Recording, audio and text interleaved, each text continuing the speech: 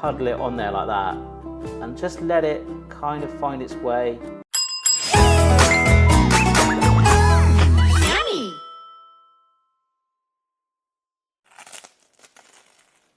Wow. All right, so the ingredients are fairly minimalistic. I am half Welsh, and please, I gotta tell you, this is not just glorified cheese on toast. It is so much more than that. It's comforting, you can customize it, you're gonna love it. Please, please try it. First things first, we've got a loaf of white bread here, which we're gonna slice into nice, big, thick chunks. We're gonna make a roux, so we've got some butter and flour here, so that's just fairly standard, one of the first things we'll do, but then it gets taken to Flavour Town, and this is where you can customize it as much as you want. This is some cayenne pepper, you could use paprika, or you could use some hot sauce, Tabasco, something like that instead, some real heat in there, which again you can customize to your liking. You could omit it if you want, but you really want that punch. We've got some English mustard powder here as well, so rather than the powder if you want, you could literally dollop in some English mustard.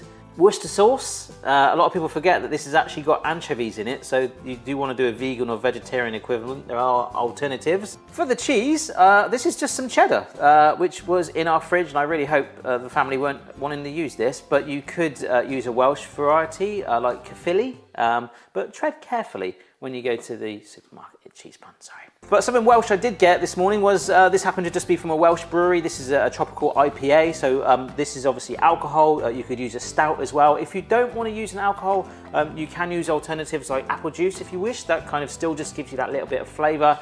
And then we've pushed it. You can use milk, full fat, semi-skimmed, skimmed, but we've gone for cream. And even this is like heavy cream to Americans, like the full fat double cream. Proper comfort food. Let's get going.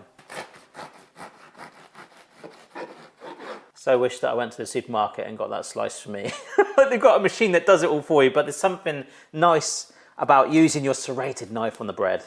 I have grated my cheese, Caerphilly. A lot of cheese, but that's gonna really help thicken that sauce as well. You can tweak how thick or thinner you wanted it based on the fluids later on. The smell in this kitchen already. Just sliced bread and grated cheese and it smells amazing. I'm gonna do 3 different ways with the bread. So one slice, we're gonna bung in the toaster, toast it either side, and it's absolutely fine for it to cool down. That's possibly the most traditional way I've ever known. Other people like to take another slice of bread, place it under the grill and just brown one other side, leaving a sort of softer top, which you then put the roux on. So you've got like a crispy bottom, but more the roux seeping in, which is kind of nice. The third one, we're gonna bung in the air fryer. The whole thing's gonna be made in there, so we'll just toast it in that.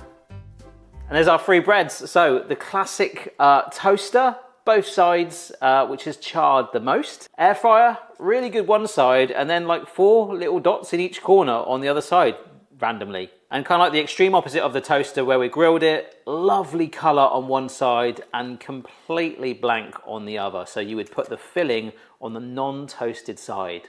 I'm normally team toast, but to be honest, I don't really care. Let's make our roux. Boing. We've got that bubbling, wanting to jump up on the camera lens, but we're not gonna let it. Heat goes down, shimmy in that flour, and whisk like a madman, okay? All right, that's looking good. So now, Flavour Town, the Worcester sauce. Oh, it's making it angry. The cayenne pepper, the mustard powder, just whisking it all through. Look at that. Ah, I'm nearly burning my arm, but it's good. Alrighty, so in goes that cream. This feels so cheeky. I mean, really, milk would be fine. But if you're gonna go all out, you might as well do it properly. Oh, look at that. It's like, hello. I've actually done a mustard cake on the channel before. That smells a lot like that. It's mustard, how dare you? But we're not done yet. Oh. I've normally used like a darker color one before in the past, but it's all about that flavor.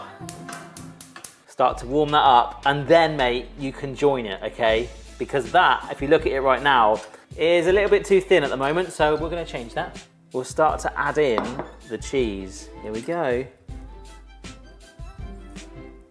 I might try and get some in the saucepan as well.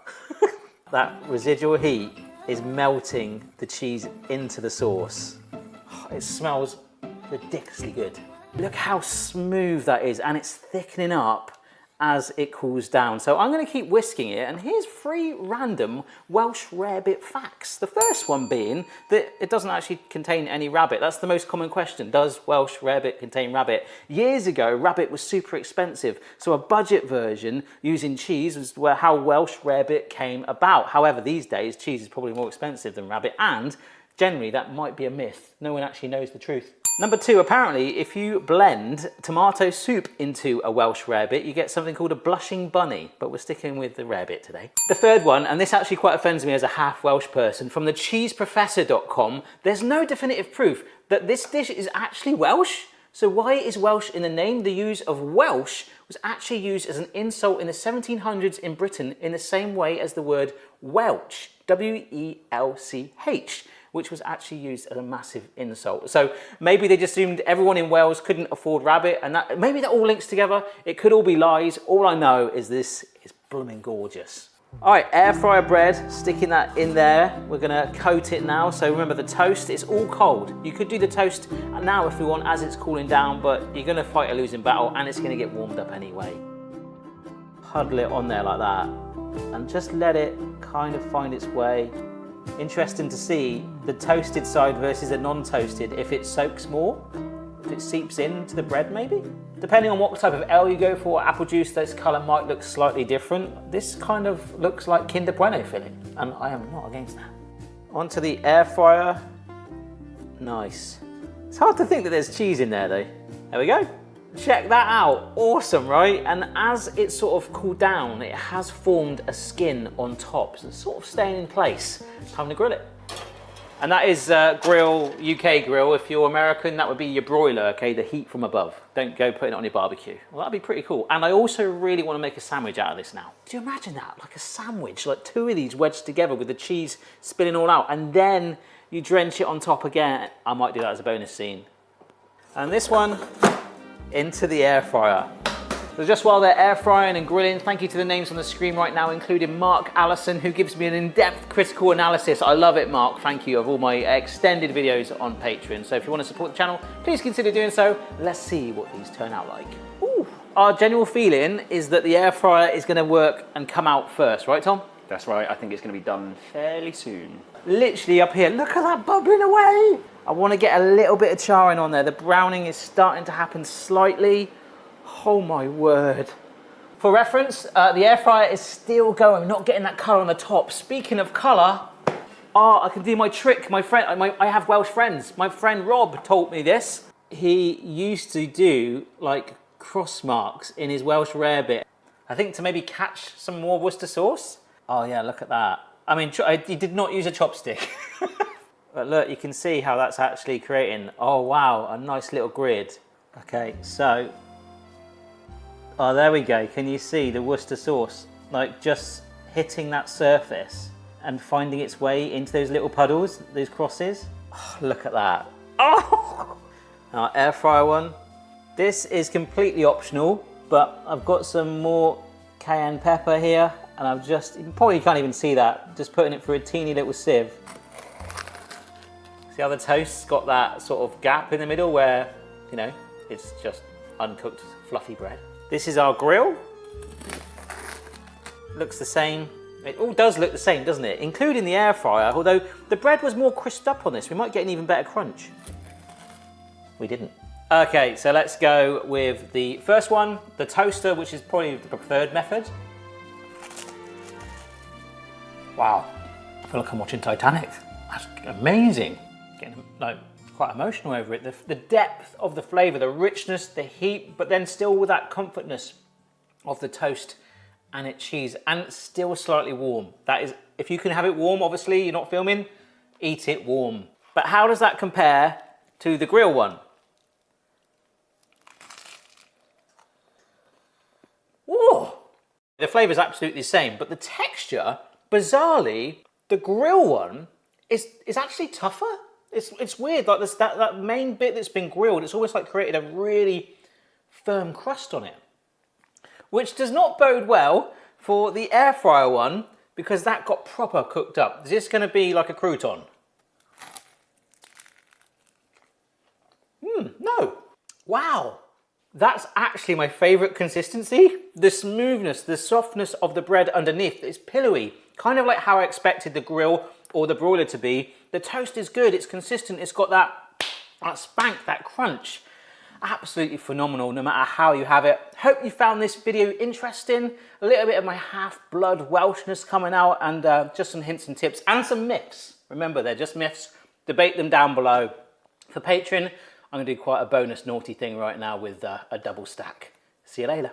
Howdy folks, how's it going? Welcome to my Virgin Kitchen, it's Barry here. On today's video, I'm being taught how to make a delicious roast pumpkin and Welsh Rarebit frittata. It looks amazing, give it a go, good times. So the other day, I was offered the chance to visit the Bodmin Welsh Food Centre Cookery School, which is based in Conwy, North Wales, to get taught how to make, quite frankly, a delicious frittata by the lovely Eira.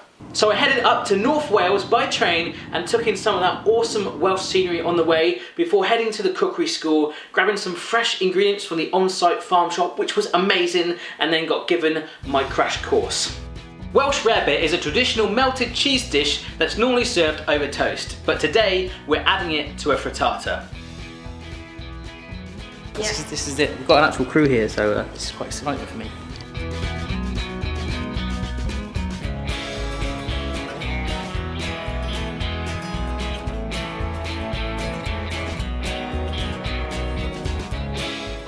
Yeah, it looks pretty darn amazing, right? So Eira left me to it, I prepped all my veg, and this is how I got on. Roughly chop up one small bunch of spring onions, half a red pepper, and peel and cube 600 grams of pumpkin. The pumpkin goes into a roasting tray with 2 teaspoons of olive oil and a little salt and pepper before putting it into the oven at 190 degrees centigrade or equivalent for about 20 minutes, shaking it halfway through at the 10-minute stage. So the veg prepping is done, it's time to make the rarebit. This cheese is made here on site and it is stonkingly good. So in goes that cheese. I've got a little bit left over to sprinkle on later on. I remember that step in there.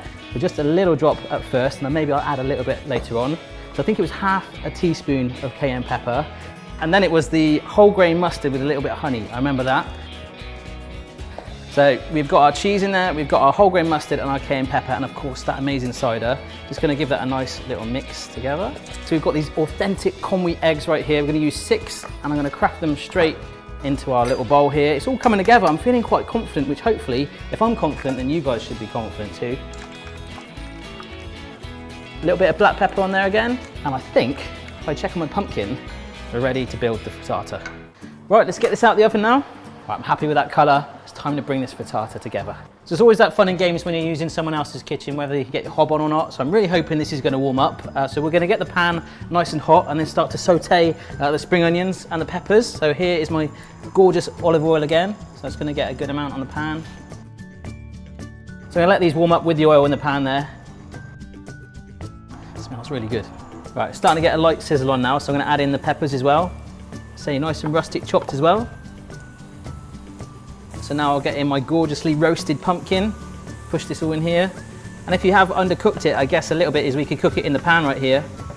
You can tell I'm sort of concentrating now because I've gone quite quiet. Normally when I'm filming at home on my own, I'm like doing this face where I stick my tongue out. So you probably found out that I do that now, guys. In goes some nice little droops of our rarebit, some nice blobs like so. So we've got some nice golf ball sized rarebit chunks in there. So we're now gonna grab our egg and pour this in. And what I really liked about this rarebit when I tasted it earlier was it sort of droops and goes gooey all around it. All I'm going to do is start to bring that egg in from the sides again. I can see it's starting to cook already, so just like I saw Eira do, just going to keep just pushing it away, helping it cook a little bit. So it's all cooked through around the edges. I'm going to give it one last little cheeky sprinkle of cheese. Then the oven's going to warm this through, and then we'll grill it on top. So baked it for just under 10 minutes with a little grill finish on top, and I am extremely happy about this. Check that out! I could just scream and run for the hills, the Welsh hills. What do you think? It looks fantastic. Right, so it's time to have a taste. Let's have a go. It's gonna be red hot, but